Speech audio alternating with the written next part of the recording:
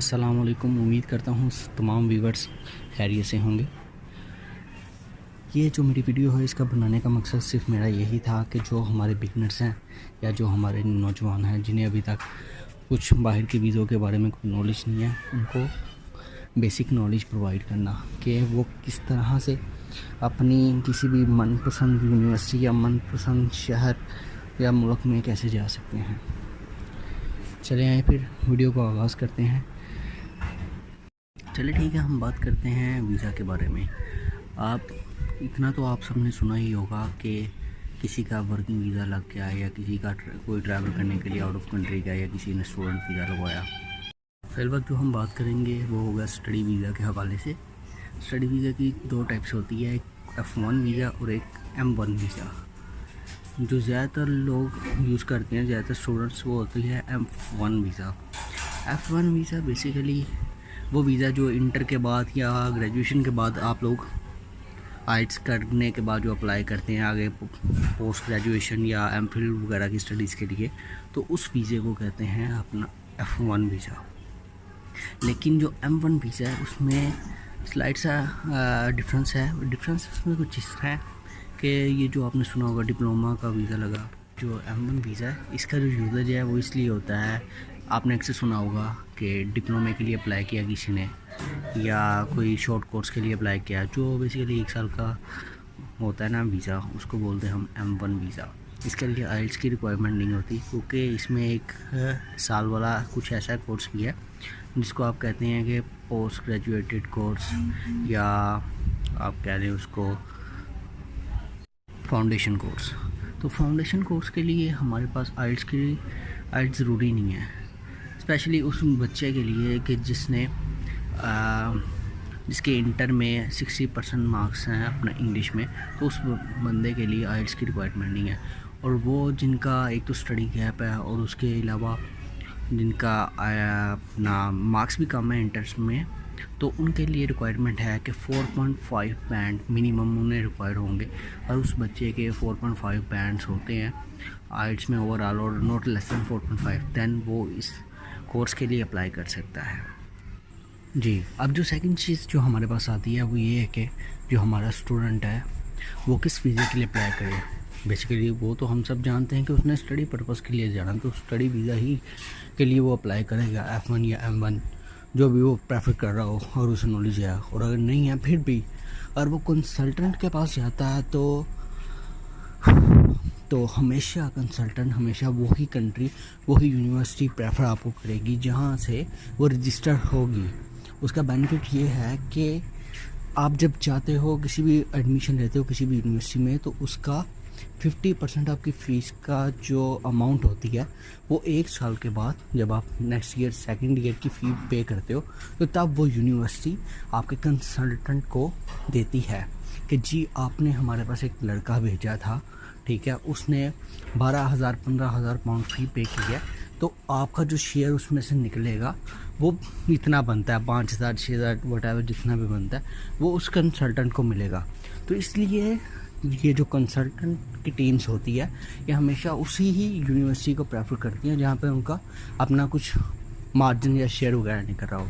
अगर in case अगर आप कह रहे हो कि मैंने इस यूनिवर्सिटी नहीं जाना, मैंने उस यूनिवर्सिटी जाना है, ठीक है, क्योंकि मेरा उधर भाई है या कोई मेरे रिलेटिव्स है, तो कंसल्टेंट हमेशा ना उसमें से माइनस पॉइंट निकालेगा कि नहीं ये यूनिवर्सिटी नहीं ठीक, इधर एडमिशन नहीं हो सकता, इनकी रिक्वायरमेंट ज़्यादा, इस तरह की बातें वो करते हैं। लेकिन सिंपली आपने अपनी तरफ से खुद से ही अप्लाई करना है। अप्लाई करने का जो तरीका है वो बहुत सिंपल है, वो मैं आपको बता देता हूँ। मेरे पास अप्लाई करने का तरीका स्टडी वीज़ा के लिए वो ये है। सबसे पहले हम देखेंगे F1 का मॉड्यूल, वो किस तरह हम उसको एंगेज कर सकते हैं या किस तरह हम अप्लाई कर सकते हैं F1 वीज़ा के लिए। इसके लिए जो सिंपल रिक्वायरमेंट्स है, बेशक वो किसी भी कंट्री को सबकी तकरीबन सेम ही है। अगर हम देख लेते हैं कनाडा, क्योंकि कनाडा जाना सबसे ज़्यादा मुश्किल काम है, क्योंकि कनाडा किसी भी किस्म का स्टडी गैप एक्सेप्ट नहीं करता, ठीक है। मैक्सिमम जो स्टडी गैप का होगा 1 साल या 1.5 साल, उसकी भी आपको जस्टिफिकेशन देनी पड़ती है कि जी आपने अपने इंटर के बाद या अपनी ग्रेजुएशन के 4 ईयर ग्रेजुएशन के बाद आपने क्या किया, कहाँ पे आप कोई जॉब कर रहे थे या कोई शॉर्ट कोर्सेज कर रहे थे जहाँ पे आपने इतना टाइम स्पेंड किया, तो उसकी आपको तो उसकी आपको जो है तमाम डिटेल्स वगैरह साथ में अटैच करनी होती है। इन केस कि अगर आपको स्टडी गैप, जैसे कि न्यू मैट्रिक किया, इंटर किया आप किसी भी स्टूडेंट ने, ठीक है, उसके बाद उसका माइंड नहीं है अभी फ़ौरन जाने का, तो वो कोई जॉब में लग गया है, ठीक है, या किसी स्टडी स्टार्ट कर दी लेकिन उसे स्टडी कंप्लीट नहीं हो पा रही, तो उसने स्टडी छोड़ दी। कोई फाइनेंशियल क्राइसिस आपकी फैमिली में चल रहा है, मोस्टली इसी तरह होता है पाकिस्तान में, तो फाइनेंशियली क्राइसिस की वजह से आपने स्टडी छोड़ के आपने अपनी जॉब वगैरह स्टार्ट कर दी, ठीक है। जॉब वगैरह की 2-3 साल लगे, उसके बाद अगर आपके हालात बेहतर हो जाते हैं तो, और तब उस वक्त आपको ख्याल आया कि हाँ यार मुझे लगता है कि मुझे थोड़ा और पढ़ना चाहिए, या मुझे बाहर किसी दूसरी कंट्री में चल जाना चाहिए, एक तो उधर अच्छी इनकम अर्निंग भी हो जाएगी और साथ में स्टडी की स्टडी भी हो जाएगी। तो उस टाइम पे जो कनाडा है वो कनाडा कभी भी आपको एक्सेप्ट नहीं करेगा, क्योंकि कनाडा की जो पॉलिसी है उसके मुताबिक स्टडी गैप 1 और 1.5 ईयर का मैक्सिमम होना चाहिए। इससे ज़्यादा स्टडी गैप को वो कंसिडर ही नहीं कर सकता, ठीक है। उसके लिए अगर आप जाना ही अगर आपने कनाडा में, तो उसके लिए आपके पास सेकंड चीज़ ये आ जाती है कि आप मास्टर्स करें अपनी ही कंट्री से, ठीक है, बैचलर मास्टर्स करके 4 ईयर बैचलर्स कर ले, ठीक है, नहीं तो मास्टर कर ले। उसके बाद आपके पास साथ में 2 से 2.5 साल का वर्क एक्सपीरियंस होना चाहिए जहाँ पे आपने काम किया है। उसके बाद आपको जो जीटी टेस्ट है, आइल्स का जीटी जनरल टेस्ट, वो आपको देना पड़ेगा। उसमें आपका 6 to 6.5 बैंड होने चाहिए ओवरऑल। और उसके बाद आप उधर जॉब वीज़ा या वर्क परमिट के लिए आप अप्लाई कर सकते हैं, ठीक है। अगर आप कहेंगे स्टडी वीज़ा, तो स्टडी वीज़ा के लिए इतने जो गैप है, गैप के बाद एडमिशन नहीं मिलता। हमारे पास नेक्स्ट चीज़ आ जाती है वो है कनाडा के अलावा दूसरे ममालिक। इनमें आता है अमेरिका, ऑस्ट्रेलिया, न्यूजीलैंड, यूके और यूरोप। जो यूके की मैं बात करूँगा, यूके में सबसे ज़्यादा अपॉर्चुनिटीज़ हैं, क्योंकि इनका जो पेपर वर्क है वो जल्दी कंप्लीट हो जाता है। मतलब कि अगर आप इधर से यूके का वीज़ा लेते हैं 3 साल का अपना बैचलर्स का वीज़ा, तो उस वीज़े या 3 साल आप स्टडी करते हैं, उसके बाद आपको 2 साल का PSW मिलता है। PSW कंप्लीट करें और साथ ही आप अपनी PR के लिए अप्लाई कर सकते हैं, ठीक है। तो मैक्सिमम जो ये टाइम पीरियड इसका होगा PR के लिए वो 5 साल का होगा। इन केस अगर आपका कोई मसला नहीं आता आपके डॉक्यूमेंट्स में या आपकी उस टाइम पीरियड में 5 साल के अंदर, अगर आप लीगली तरीके से अपना काम वगैरह कर रहे हैं, अगर आपने अपनी डिग्री कंप्लीट की हुई है और प्रॉपर पे अपने टैक्स पे कर रहे हैं, तो फिर आपको इजीली 5 साल के बाद PR मिल जाती है। इन केस अगर आप टैक्स नहीं दे रहे और वर्किंग आवर आपके 20 घंटे हैं और आप 20 घंटे की जगह 40-40, 50-50 घंटे कर रहे हैं और आप पकड़े भी जाते हैं, तो उससे थोड़ी मुश्किल आता है कि आपके लिए। और लास्ट चीज़ है वो ये है अप्लाई करने का तरीका। सिंपली तरीका है, आपको करना क्या है, आपको जस्ट अपना जो मैट्रिक और इंटर की सर्टिफिकेट्स हैं और मार्कशीट है वो लेनी है। उसके अलावा अगर आपका कोई स्टडी गैप है तो उसमें आपने अपने डॉक्यूमेंट्स अटैच करने हैं कि उस टाइम पे आपने क्या किया। जॉब किया तो एक्सपीरियंस लेटर, अगर कर रहे हैं तो तब भी अपना जो कंटिन्यू लेटर, इसके अलावा अपना अगर कोई आपने डिप्लोमा वगैरह या कोई कोर्सेज वगैरह किया तो वो अटैच कर दीजिए, ठीक है। साथ में प्रॉपर एक CV या SOPs की एक फ़ाइल तैयार कीजिए, मतलब एक SOPs की शीट तैयार कीजिए पूरी। उसमें एक ऐसे टाइप एप्लीकेशन लिखिए कि जी मैं एज मेरी ये है, मेरा नाम ये है, मैं यहाँ से बिलोंग करता हूँ, मैं इस यूनिवर्सिटी जाना चाहता हूँ वो, और मैंने इस टाइम में ये काम किया, इंटर किया, मैट्रिक किया, उसके बाद मैं ये फ्री टाइम में ये करता रहा हूँ। इस तरह की आप अपनी पूरी CV तैयार कीजिए। उसके बाद वो उनकी किसी भी यूनिवर्सिटी जहाँ पे आप जाना चाह रहे हैं और जिस कोर्स में जाना चाह रहे हैं वहाँ पे आप उसको ईमेल कर दें। विदिन 5 to 7 डेज़ के अंदर अंदर आपको उसका रिस्पॉन्स आ जाता है। इन केस अगर वो एक्सेप्ट करते हैं, ठीक है, आपकी वो CV, तो उस साथ में वो आपको ऑफर लेटर सेंड करेंगे। उसके ऊपर लिखा होगा कि आपकी रिक्वायरमेंट क्या है, कितनी बैंक स्टेटमेंट चाहिए होगी, आपको इस कोर्स के लिए कितनी फ़ी होगी और क्या आइल्स के बैंड वगैरह रिक्वायर्ड होंगे इसके लिए। टोटल डिटेल उस ईमेल में लिखी होगी। तो उसका ऑफर लेटर आपका आ रहता है, तो एक हिसाब का आपका फर्स्ट स्टेप कंप्लीट हो जाता है। नेक्स्ट प्रोसेस जो है हमारा ऑफर लेटर के आने के बाद बहुत सिंपल है। उसमें ये है कि आपको अपनी बैंक स्टेटमेंट वगैरह रेडी करनी होती है, अपना आइल्स और जो बाकी के डॉक्यूमेंट्स उन्होंने रिक्वायर किए होते हैं, जो उन्होंने बोले होते हैं वो उन तक पहुंचाने होते हैं। आप अपनी फ़ी डिपॉज़िट करवाएं, उसके बाद अपना आइल्स और बाकी के डॉक्यूमेंट डिपॉज़िट करवाएं। उसके बाद आपकी जो यूनिवर्सिटी आपको एक और स्लिप देगी कि हाँ जी आपको हम एडमिशन देते हैं, आपकी फ़ी वगैरह सबमिट हो गई है। तो वो स्लिप के थ्रू आप यूके एम्बेसी में अप्लाई करेंगे वीज़ा के लिए कि जी हमें ये इस यूनिवर्सिटी ने ऑफ़र किया ये कोर्स और हम इस कोर्स के लिए इतने साल के लिए उस यूनिवर्सिटी में जाना चाह रहे हैं, तो हमें काइंडली वीज़ा दे दीजिए। जब आप वीज़े के लिए अप्लाई करेंगे फिर सिंपली एक वीज़े का इंटरव्यू होता है 10 से 15 मिनट का।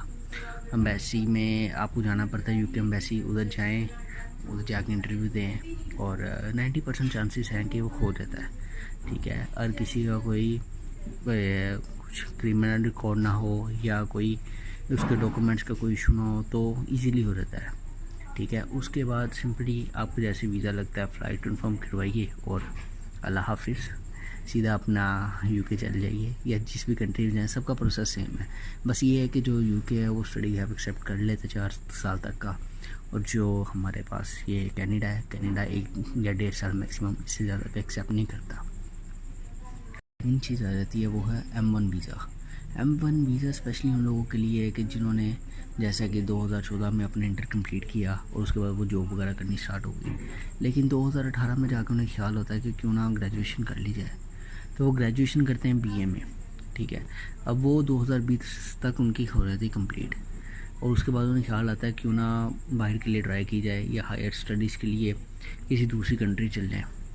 तो उस टाइम उनका आता है ये इशू, क्योंकि बाहर की किसी भी ममालिक में 2 साल की ग्रेजुएशन एक्सेप्ट नहीं होती। उधर मिनिमम 3 साल की उनकी अपनी ग्रेजुएशन होती है, और अगर पाकिस्तान इंडिया वगैरह में से कोई भी स्टूडेंट वो लेते हैं तो उसकी जो मिनिमम रिक्वायरमेंट है वो BS लेवल है। तो हमारी कंट्रीज़ में, एशिया में तो BS जो है वो 4 साल का है, तो इसलिए वो 2 साल वाली स्टडी को एक्सेप्ट ही नहीं करते। अब इस टाइम पे जो वीज़ा यूज़ होता है वो होता है M1।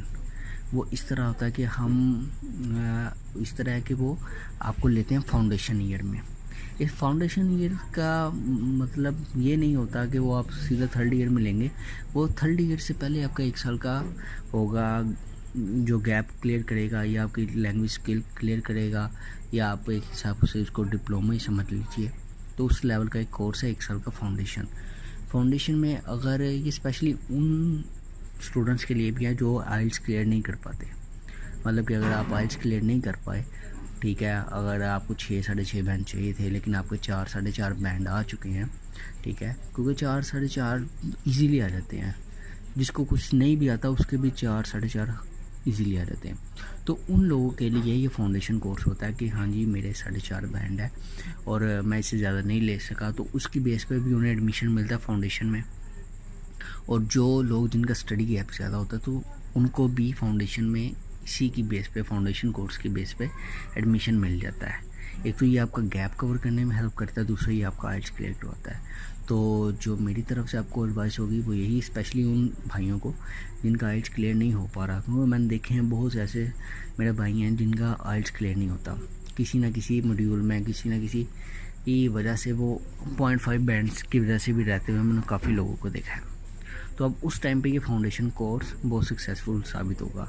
लेकिन उसमें ये है कि आपको पहले जो है, अगर आपके आइल्स के बैंड अच्छे आ जाते हैं और आपने अपना स्टडी गैप क्लियर करने के लिए जा रहे हैं, तो फिर उसके लिए ये होगा कि जो आपका वीज़ा होगा वो 4 साल का लगेगा। 1 साल का फाउंडेशन और 3 साल का आपका BS लेवल का वीज़ा होगा, ठीक है, टोटल 4 साल का। और इन केस अगर आपको मसला आ रहा है आइल्स में और आपके 4.5 बैंड है, तो उस वक्त आपका जो वीज़ा होगा वो सिर्फ 1 साल का होगा फाउंडेशन। 1 साल का वीज़ा लगवा के आप चले जाएंगे यूके में, 1 साल कंप्लीट करेंगे, आपकी फाउंडेशन की क्लासेस कंप्लीट होंगी। उसके बाद आप उधर से 3 साल के वीज़े के लिए, BS के वीज़े के लिए अप्लाई करेंगे और वो वीज़ा बहुत इजीली लग जाता है। वो वीज़ा लगेगा, वो करेंगे और इस तरह फिर फर्दर मोर आपका आगे जो प्रोसेस है वो चलता रहेगा। तो आज की जो वीडियो से उम्मीद करता हूँ कि आपके लिए बहुत बेहतर साबित वो होगी और इससे आपको काफ़ी नॉलेज मिली होगी। दुआ में याद रखिएगा। शुक्रिया। अल्लाह हाफिज़।